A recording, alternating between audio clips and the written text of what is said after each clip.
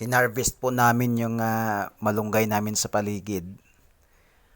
Ito po, ang sa nakita nyo po sa may glass ay amin po yung dikdikin at yung ang katas po nito ay ipainom po namin sa anak po namin. Pati kami, umiinom din kami. Gamot po kasi ito sa ubo. Kailang dapat mong tiisin kasi ano ito, maanghang. Maanghang to sa tiyan.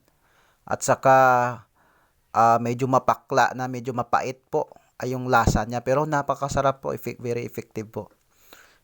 Maging ang kwan, alam nyo naman, yung malunggay, pag sinabing malunggay, complete vitamins talaga ito. Kaya ito, kumuha kami ng napakarami. I-air dry po namin actually ito.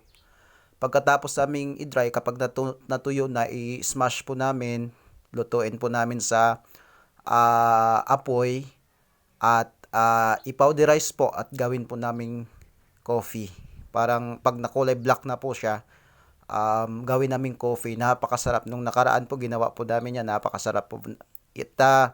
Minsan hinahalo din namin ang yung powder niya. Hinahalo lang namin doon sa coffee or sa gatas. Masarap. Talagang masarap. Marami pong ano po, makuha na sustansya